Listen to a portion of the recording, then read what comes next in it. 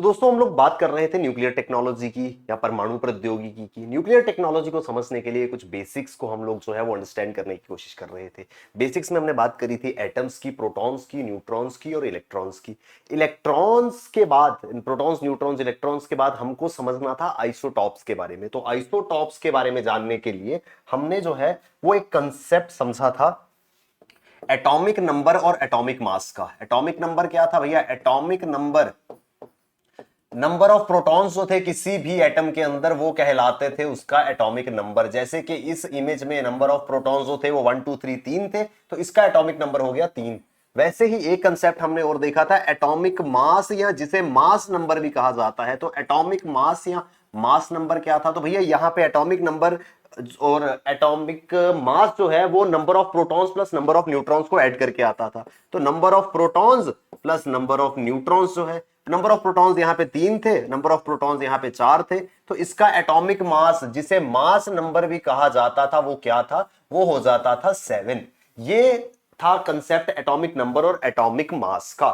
इस कंसेप्ट को समझने के बाद हम चलते हैं आइसोटॉप्स के ऊपर। दोस्तों हमने ये अभी देखा एटॉमिक नंबर और प्रोटॉन नंबर। एटॉमिक नंबर या जिसे प्रोटॉन नंबर भी कहा जाता है of a chemical element is number of protons found in the nucleus of every atom of that element. उस एलिमेंट के न्यूक्लियस के अंदर कितने नंबर ऑफ प्रोटॉन्स अगर हमें मिलते हैं वो क्या कहलाता है? वो कहलाता है उसका एटॉमिक नंबर। और मास नंबर क्या है? इस मास नंबर जिसे हम एटॉमिक मास भी कहते हैं, मास नंबर और also called as atomic mass is the total number of protons and neutrons. यहां पर सिर्फ बात हो रही थी एटॉमिक नंबर में, सिर्फ बात हो रही थी प्रोटॉन्स की। मास नंबर में प्रोटॉन्स और न्यूट्रॉन्स दोनों जो है वो काउंट किए जाते हैं और वो बनता है मास नंबर या एटॉमिक मास किसी भी एलिमेंट का। दोस्तों फिर एक कंसेप्ट आया आइसोटॉप्स का। इस आइसोटॉप को क्या कहते हैं? Atoms of the same element have different number of neutrons. अब भैया ये क्या हो गया? तो भैया ये क्या हो गया को समझने के लिए वापस चलते हैं यहां पर। ठीक है जी, यहां पर हम समझ गए थे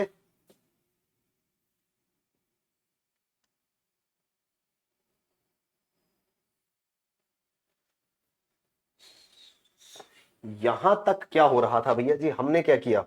हमने इसको ब्रेक किया था कंपाउंड को हमने ब्रेक किया था एलिमेंट में, एलिमेंट को हमने ब्रेक कर दिया था एटम में।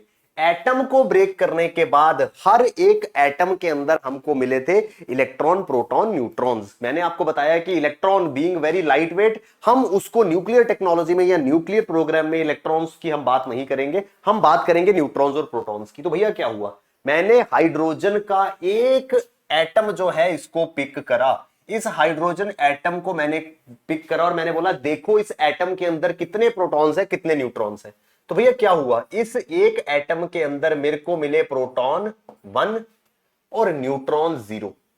ठीक है जी भैया, क्योंकि हाइड्रोजन का एटॉमिक नंबर 1 है तो इस वजह से कोई भी एलिमेंट उठा लीजिए हाइड्रोजन का, उसके अंदर नंबर ऑफ प्रोटॉन हमको 1 ही मिलेंगे। क्यों? अगर 1 से ज्यादा प्रोटॉन हुए तो फिर वो हाइड्रोजन नहीं रह जाएगा, वो बन जाएगा हीलियम। 2 हुए तो हीलियम होगा, 3 हुए तो लिथियम हो जाएगा, 4 हुए तो बेरिलियम हो जाएगा, 5 हुए तो बोरॉन हो जाएगा, कार्बन हो जाएगा। जैसे जैसे नंबर ऑफ प्रोटॉन्स बढ़ते जाएंगे एलिमेंट जो है वो चेंज होता जाएगा। तो अगर वो एलिमेंट जो है वो हाइड्रोजन है तो हमेशा नंबर ऑफ प्रोटॉन्स जो है वो 1 ही रहेंगे। ठीक है भैया जी, मैंने एक एटम को उठाया, उसके अंदर मैंने देखा 1 प्रोटॉन 0 न्यूट्रॉन, मैंने कहा ठीक है। मैंने दूसरा उठाया, मैंने जैसे दूसरे वाले को पिक किया, इसके अंदर मुझे प्रोटॉन तो भैया 1 ही मिलना था, मैंने आपको बता दिया, लेकिन न्यूट्रॉन जो थे वो भी 1 थे। मैंने बोला भैया ये क्या बात हो गई, यहां पे तो न्यूट्रॉन 0 था, यहां पे 1 था। मैंने कहा चलो कोई बात नहीं, अगला वाला देखते हैं। मैंने तीसरा उठाया, तीसरे को मैंने जैसे पिक करा, यहां पर प्रोटॉन तो लाइक ऑलवेज 1 ही था, यहां पे न्यूट्रॉन्स जो थे वो 2 मौजूद थे। भैया अब मैं हो गया कंफ्यूज। मैंने बोला भैया एक उठाया उसमें 0 न्यूट्रॉन था, एक उठाया उसमें 1 न्यूट्रॉन था, एक उठाया उसमें 2 न्यूट्रॉन्स थे, ये चल क्या रहा है? मैंने अपने कंफ्यूजन को दूर करने के लिए मैंने सारे के सारे एटम्स जो हैं वो खोल करके रख दिए। सभी एटम्स को मैंने देखना शुरू कर दिया इस लेवल पर।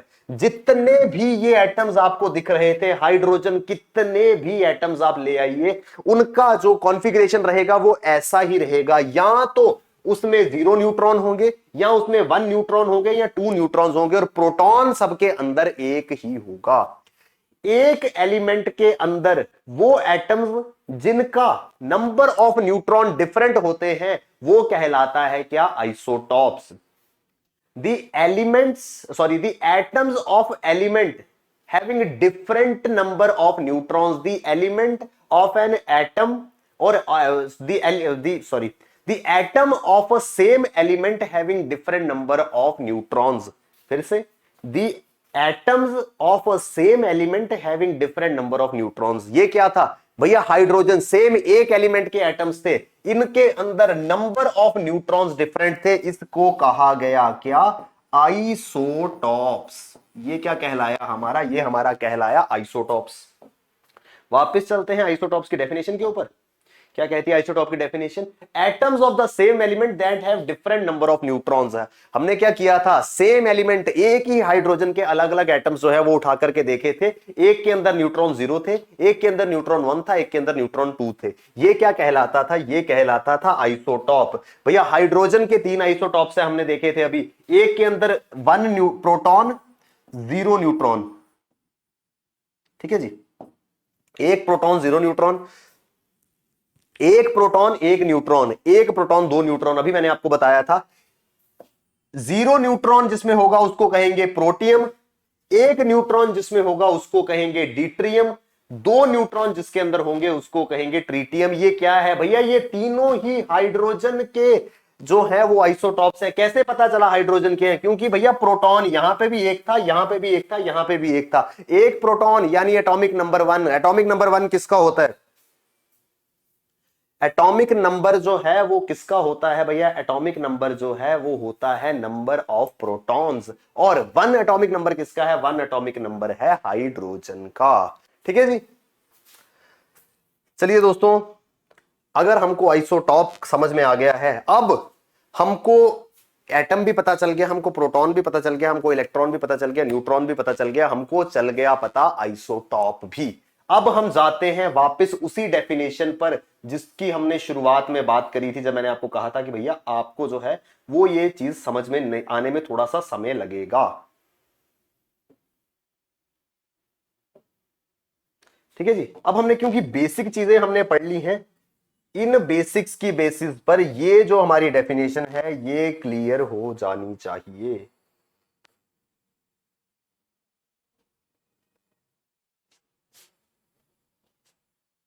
ठीक है जी, it refers to technology involve in nuclear reaction. Nuclear reaction के अंदर ये होती है of the atomic nuclei, atomic nuclei, atom के अंदर न्यूक्लियाई, जिसकी वजह से क्या होता है दोस्तों, 2 प्रोसेसेस हैं, एक है न्यूक्लियर फिजन और न्यूक्लियर फ्यूजन। अब हम बात करेंगे न्यूक्लियर फिजन और फ्यूजन की। तो क्या हुआ,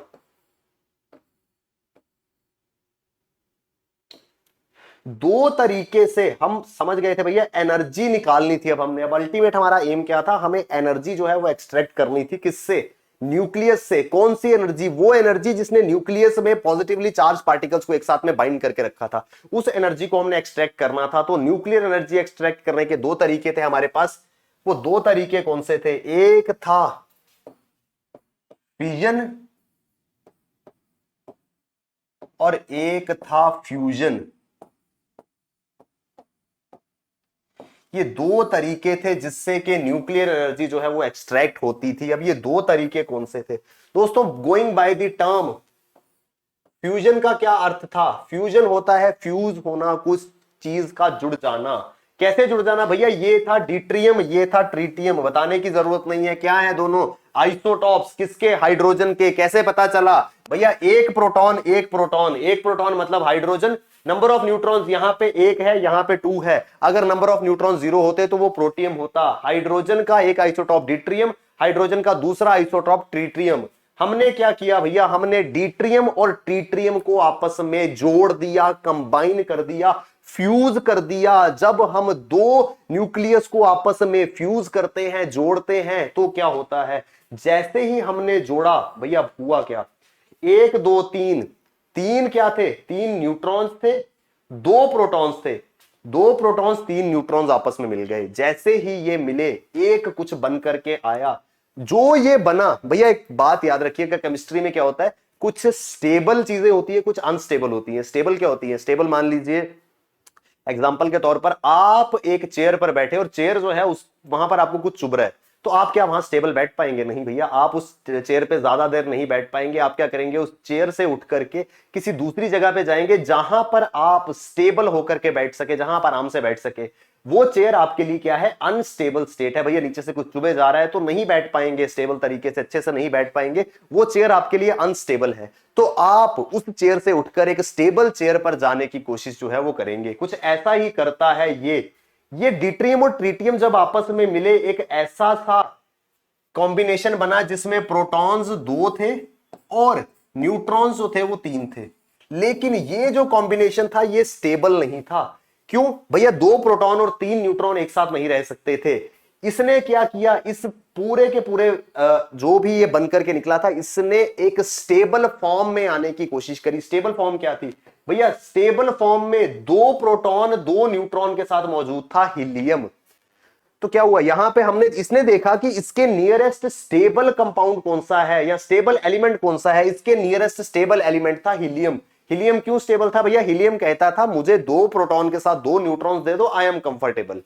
यहां पे क्या था, 2 प्रोटॉन के साथ 3 न्यूट्रॉन्स थे। इसको लगा कि अगर मैं एक न्यूट्रॉन को बाहर फेंक देता हूं तो क्या होगा, जैसे मैं एक न्यूट्रॉन को बाहर फेंकूंगा मैं एक स्टेबल हीलियम जो है वो बन जाऊंगा।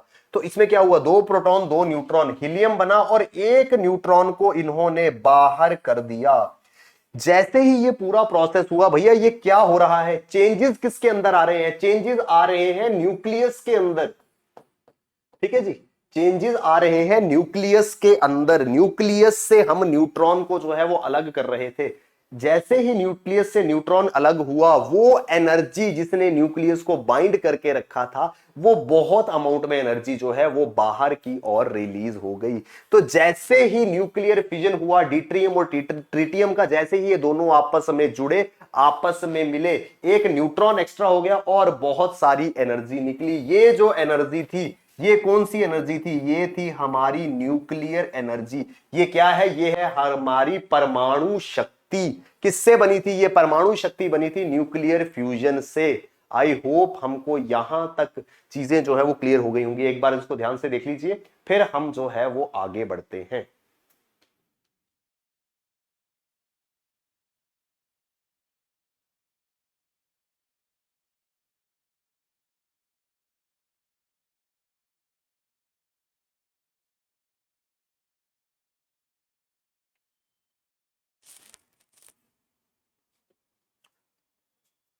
तो दोस्तों हम बात कर रहे थे कैसे हम न्यूक्लियर एनर्जी जो है उसको एक्सट्रैक्ट करते हैं। तो न्यूक्लियर एनर्जी को एक्सट्रैक्ट करने का सबसे पहला प्रोसेस है न्यूक्लियर फ्यूजन। यहां पर हम 2 न्यूक्लियस को आपस में फ्यूज करते हैं, जोड़ते हैं। क्या क्या जोड़ा हमने डिट्रियम और ट्रिटियम को एक साथ में मिलाया। जैसे ही हमने मिलाया, यहां पर कॉम्पोजिशन क्या बन गई, 2 प्रोटॉन 3 न्यूट्रॉन्स। लेकिन 2 प्रोटॉन और 3 न्यूट्रॉन्स एक साथ कंफर्टेबली नहीं रह सकते थे, वो अनस्टेबल हो जाते थे। तो इन्होंने कहा, क्या किया इन्होंने, बोला कि यहां पे जो एक्स्ट्रा है इसको बाहर कर दीजिए ताकि हम स्टेबल बन पाए। नियरेस्ट स्टेबल एलिमेंट था हीलियम, 2 प्रोटॉन 2 न्यूट्रॉन्स के साथ में। तो यहां पर एक एक्स्ट्रा न्यूट्रॉन को इन्होंने बाहर कर दिया। एक्चुअल में ये प्रोटॉन जो न्यूट्रॉन है ये कहां से अलग हुआ? ये अलग हुआ न्यूक्लियस से। जब न्यूक्लियस से इसको अलग किया गया तो बहुत सारी एनर्जी जो है वो रिलीज हुई। ये एनर्जी बनी हमारी कौन सी एनर्जी? ये एनर्जी बनी हमारी न्यूक्लियर एनर्जी। तो पहले तो न्यूक्लियर एनर्जी जो है वो निकली थी फ्यूजन से, यानी कि 2 न्यूक्लियस को हमने जोड़ा था, फ्यूज किया था, तो न्यूक्लियर एनर्जी निकली। उसके साथ साथ फिर आता था दूसरा न्यूक्लियर फिजन। ये न्यूक्लियर फिजन क्या था दोस्तों? न्यूक्लियर फिजन में न्यूक्लियस जो है उसको पहले हमने 2 न्यूक्लियस को आपस में जोड़ा था, फिजन में हम इनको स्प्लिट कर रहे थे। फिजन का मतलब था स्प्लिट। फ्यूजन में हमने क्या किया था भैया? फ्यूजन में हमने ज्वाइन किया था, कंबाइन किया था, 2 न्यूक्लियस को जोड़ा था। अब हम एक न्यूक्लियस को जो है वो स्प्लिट करने वाले थे, उसको जो है वो 2 अलग अलग न्यूक्लियस में बांटने वाले थे। अब ये कैसे होगा दोस्तों? प्रोसेस देखते हैं न्यूक्लियर फ्यूजन का। दोस्तों न्यूक्लियर फ्यूजन के लिए हमारे पास में मौजूद था क्या? एक ऐसा एलिमेंट जिसका नाम था यूरेनियम। यूरेनियम, यूरेनियम कौन सा? 235। यूरेनियम का एटॉमिक नंबर होता है 92। यूरेनियम के अंदर नंबर ऑफ प्रोटॉन्स कितने होते हैं? 92। और 235 क्या था? ये था यूरेनियम का मास नंबर। मास नंबर कितना था? 235। मास नंबर क्या होता है? Protons plus neutrons. प्रोटॉन्स थे 92, न्यूट्रॉन्स कितने थे? n। सिंपल में एलिमेंट्री मैथमेटिक्स है भैया। नंबर ऑफ न्यूट्रॉन्स निकालने के लिए हम 235 में से 92 जो है वो माइनस कर लेंगे। क्यों? क्योंकि 235 क्या है हमारा? Protons plus neutrons. 235 हमको पता है मास नंबर है, प्रोटॉन्स हमको पता है, न्यूट्रॉन्स निकल जाएगा। न्यूट्रॉन्स निकालने के लिए हम 235 में से 92 माइनस करेंगे। न्यूट्रॉन्स हमारे जो है वो आ जाएंगे कितने? 3 और 143। यानी कि भैया जी हमारा जो ये यूरेनियम 235 था, इसकी कॉम्पोजिशन क्या थी भैया? इसकी कॉम्पोजिशन क्या थी? इसमें प्रोटॉन कितने थे? 92, न्यूट्रॉन कितने थे? 144। इन दोनों को ऐड करते हैं, एटॉमिक मास कितना बन गया? इसका एटॉमिक मास बन गया 235 और इसका एटॉमिक नंबर कितना हो गया? 92। ठीक है जी, इसलिए इसको कहा जाता है यूरेनियम 235। 235 का मतलब 235 मास नंबर वाला। यानी कि अगर मास नंबर 235 है, एटॉमिक नंबर 92 है, तो नंबर ऑफ न्यूट्रॉन्स क्या होंगे? Mass number minus atomic number 144। इसके अंदर न्यूट्रॉन्स है। तो भैया हमने देखा ऐसा यूरेनियम जिसके अंदर 92 प्रोटॉन्स हैं और 143 न्यूट्रॉन्स हैं, वो बहुत शांति से स्टेबल होकर के बैठा था। लेकिन क्योंकि हमको न्यूक्लियर एनर्जी उसमें से निकालनी थी, हमने क्या किया भैया? हमने पहले देखा न्यूक्लियर एनर्जी कब निकली? जब प्रोटियम और ड्यूटेरियम के मिलने से कुछ अनस्टेबल बना। क्यों? कुछ भी हम अनस्टेबल करेंगे वो स्टेबल होने की कोशिश करेगा, और स्टेबल होने के लिए वो जो है वो किसी स्टेबल कंपाउंड के, स्टेबल एलिमेंट का जो है वो शेप लेगा, और जो भी उसके अंदर एक्स्ट्रा होगा उसको बाहर करके साथ में बहुत सारी एनर्जी जो है वो रिलीज करता जाएगा। भैया यहां कुछ ऐसा होगा। हमने क्या किया? इस यूरेनियम को, स्टेबल यूरेनियम को हमने देखा कि भैया 143 नंबर ऑफ न्यूट्रॉन्स यहां पे जो थे वो 143 थे। तो हमने देखा भैया कि ये वाला यूरेनियम, इसके अंदर 143 न्यूट्रॉन्स थे और 92 प्रोटॉन्स थे, ये स्टेबल था। हमने ये चीज जानी कि भैया अगर हम एक न्यूट्रॉन और इसको दे दें तो ये अनस्टेबल हो सकता है। हमने क्या किया भैया? हमने एक एक्स्ट्रा न्यूट्रॉन जो है वो इस यूरेनियम 235 को दे दिया। जैसे ही हमने इसके अंदर एक न्यूट्रॉन एक्स्ट्रा दिया, क्या होगा भैया? एक्स्ट्रा न्यूट्रॉन देते ही 143 न्यूट्रॉन्स थे प्लस 1 हो गया, टोटल कितने हो गए? 144। जब नंबर ऑफ न्यूट्रॉन्स बढ़े तो भैया सीधी सी बात है यहां पर ये भी ऐड होगा। पहले 92 प्लस 143 था, अब 92 प्लस 144 हो गया, यानी कि एटॉमिक मास हमारा हो गया 236। इसकी कॉम्पोजिशन क्या थी भैया? प्रोटॉन्स उतने ही रहे 92, न्यूट्रॉन्स हो गए 144, मास हो गया 236, यूरेनियम 236। इसलिए इसको कहते हैं क्यों? क्योंकि भैया जी इसके अंदर एक न्यूट्रॉन हमने ऐड कर दिया था जिससे नंबर ऑफ न्यूट्रॉन्स 144 हो गए थे। ये वाला जो यूरेनियम था जिसके अंदर 144 न्यूट्रॉन्स थे, ये अगेन क्या बन गया? ये बन गया अनस्टेबल। ये कहता भैया मैं इस स्टेट में नहीं रुक पाऊंगा, मुझे स्टेबल फॉर्म लेना है। भैया स्टेबल फॉर्म लेने के लिए इसने क्या किया? ये फटाफट से ब्रेक हुआ दो एलिमेंट्स में, बेरिलियम और क्रिप्टॉन। बेरियम और क्रिप्टॉन, इसने दो नए एलिमेंट्स जो हैं वो बनाए। कौन कौन से? बेरियम और क्रिप्टॉन। कैसे बनाए भैया? यहां पर ये जो इसकी कॉम्पोजिशन थी इसको इसने ब्रेक किया। 92, ठीक है जी, 92 प्रोटॉन्स थे। कुछ प्रोटॉन्स इसने इसको दे दिए, कुछ दे दिए इसको। किसको कितने दिए थे एक बार देखते हैं।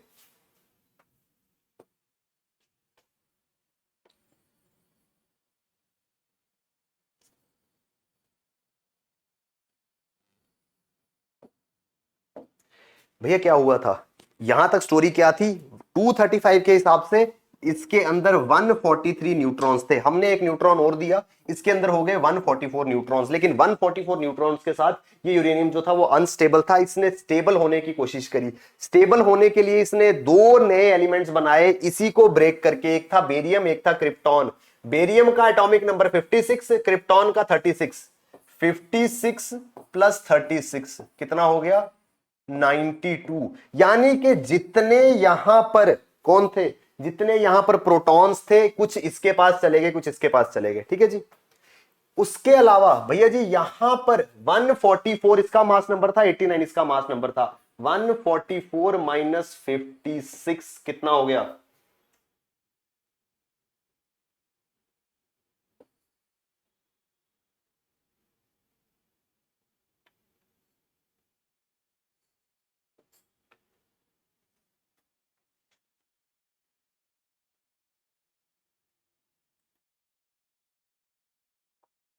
तो दोस्तों क्या हो रहा था, आई होप आपको समझ में आ पा रहा है भैया, सिंपल मैथमेटिकल कैलकुलेशन है, कंफ्यूज नहीं होना है।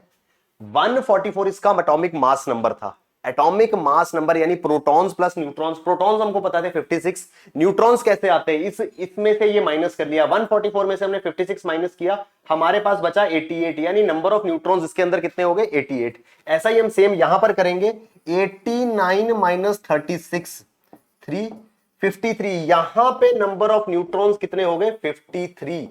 जो दो नए एलिमेंट्स बने थे उनकी कंपोजिशन क्या थी भैया? 56 इसके प्रोटॉन्स थे, 36 इसके प्रोटॉन्स थे। 92 प्रोटॉन्स इक्वल हो गए, कुछ इसके पास चले गए, कुछ इसके पास चले गए। अब न्यूट्रॉन्स देखने थे, इसके पास आए 88 न्यूट्रॉन्स, इसके पास आए 53 न्यूट्रॉन्स। 88 प्लस 53 141। भैया क्या हुआ?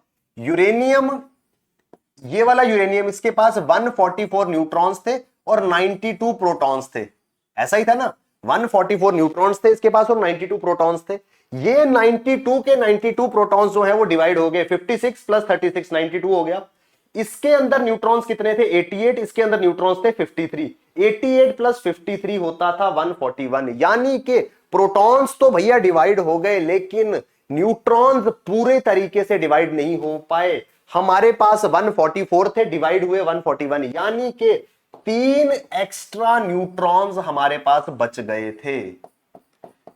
जैसे ही ये अनस्टेबल हुआ, अनस्टेबल क्यों हुआ था? हमने स्टेबल यूरेनियम के ऊपर एक न्यूट्रॉन एक्स्ट्रा दे दिया था। 144 न्यूट्रॉन्स लेकर के यूरेनियम कहता मैं नहीं बच पाऊंगा।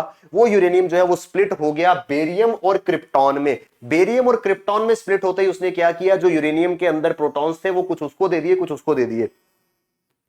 जैसे ही उसने बेरियम और क्रिप्टॉन को कुछ प्रोटॉन्स दिए, इसके साथ साथ ही क्या किया इसने भैया? इसके साथ साथ उसने न्यूट्रॉन्स जो है वो भी डिवाइड कर दिए थे। न्यूट्रॉन्स कैसे डिवाइड किए थे? हमारे पास टोटल कितने न्यूट्रॉन्स थे? हमारे पास यहां पे 144 न्यूट्रॉन्स थे।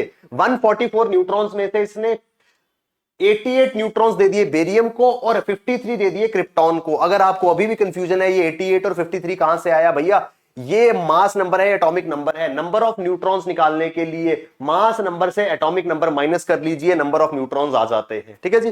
तो 88 न्यूट्रॉन्स इसके पास, 53 न्यूट्रॉन्स इसके पास। 88 प्लस 53 कितना होता है? 141, यानी कि 141 न्यूट्रॉन्स यूज हो गए। हमारे पास थे कितने? हमारे पास थे 144, यानी कि 3 न्यूट्रॉन्स एक्स्ट्रा हो गए थे। वो 3 न्यूट्रॉन्स कहां गए दोस्तों? वो 3 न्यूट्रॉन्स जो हैं वो ये रहे। दोबारा से इसको थोड़ा सा क्लीन करके देखते हैं।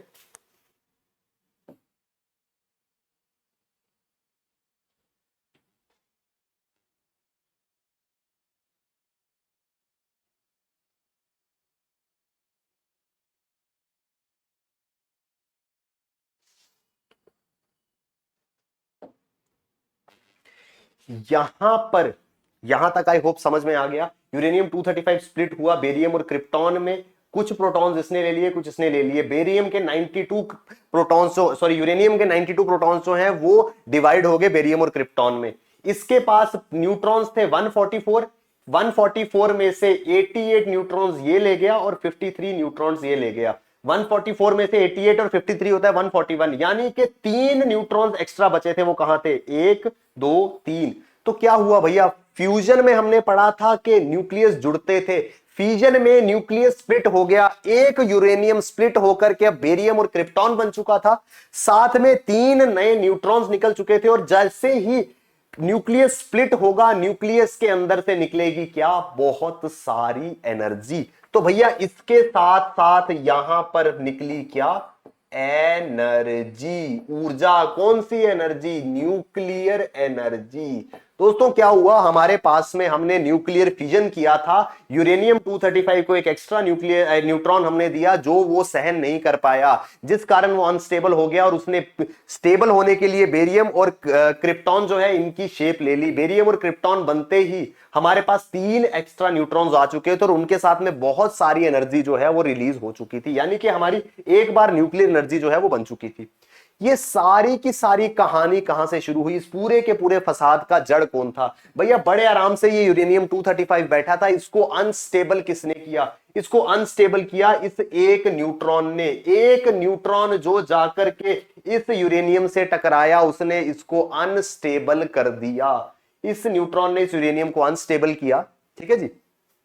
इसकी वजह से इसको अनस्टेबल करने के कारण ये पूरा का पूरा प्रोसेस हुआ जिसमें न्यूक्लियर एनर्जी निकली। एक न्यूट्रॉन ने ये पूरा का पूरा प्रोसेस किया था भैया। ध्यान से देखिए, यहां पर तो हमारे पास अब 3 नए न्यूट्रॉन्स निकल करके आ गए थे, यानी कि जो स्टेप एक न्यूट्रॉन ने किया था अब ये भी करेगा, ये भी करेगा, ये भी करेगा। यानी कि अगर यहां पर इस पूरे प्रोसेस से हमारे पास एक्स एनर्जी निकली थी, यहां पर कितनी निकलेगी भैया? एक्स एनर्जी इससे निकलेगी, एक्स इससे निकलेगी, एक्स इससे निकलेगी, यानी कि टोटल हमारे पास 3x एनर्जी अब सेकंड स्टेप में निकलेगी। ठीक है जी। Again let me remind you भैया, इस एक न्यूट्रॉन से फर्दर 3 न्यूट्रॉन्स निकलेंगे, 3 इससे निकलेंगे और 3 निकलेंगे इससे। तो इन तीनों से अब 3-3 न्यूट्रॉन्स निकलेंगे, अब एनर्जी हो जाएगी 9x। फिर इनसे फर्दर 3 टाइम्स हो जाएगी, एनर्जी हो जाएगी 27x।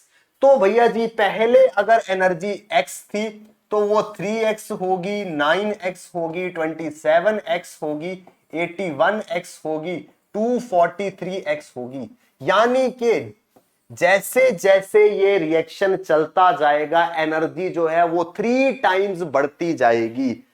एनर्जी किस फॉर्म में निकल रही है भैया? एनर्जी निकल रही है हीट की फॉर्म में, गर्मी की रूप में जो है वो एनर्जी निकल रही है। अगर तो एक पॉइंट तक हमने इसको रोक लिया तो भैया उस हीट का हम यूज करेंगे। हीट का हम बहुत सारे यूज करते हैं, हम इलेक्ट्रिसिटी बना सकते हैं उस हीट से। लेकिन अगर ये हीट हमसे नहीं रुकी तो भैया ये 3 टाइम्स 3 टाइम्स 3 टाइम्स 3 टाइम्स होते होते इतनी ज्यादा हो जाती है कि ये पूरी की पूरी ह्यूमन सिविलाइजेशन को जो है वो बर्न कर सकती है, पूरी की पूरी सिविलाइजेशन को मेल्ट कर देगी। ऐसा ही तो होता है किसमें? न्यूक्लियर अटैक में। सुना होगा आपने कि अगर न्यूक्लियर अटैक कहीं पे होता है तो पूरी पूरी बिल्डिंग्स, लोहे के पिलर्स, इंसान जो है वो भाप में बदल जाते हैं। इतनी ज्यादा गर्मी पैदा होती है कि सब चीजें जो है वो मेल्ट कर जाती हैं। तो यहां पे क्या हो रहा है भैया? हर स्टेप पे हीट ही तो प्रोड्यूस हो रही है, न्यूक्लियर एनर्जी ही तो निकल रही है। ये कहलाता है न्यूक्लियर फिजन का प्रोसेस। अगर तो कंट्रोल तरीके से हुआ, हमने x 3x या मान लीजिए 9x तक एनर्जी निकाली, कुछ हीट हमको मिली, उसके बाद हमने इसको रोक दिया। अगर तो हम रोक लेंगे तो भैया हमारे काम की है। लेकिन अगर ये हमसे नहीं रुका तो भैया जी फिर ये बन जाएगा क्या? Nuclear bomb. अब समझ में आया क्यों न्यूक्लियर बॉम्ब इतना खतरनाक होता है भैया? इतनी ज्यादा एनर्जी वो प्रोड्यूस कर देता है।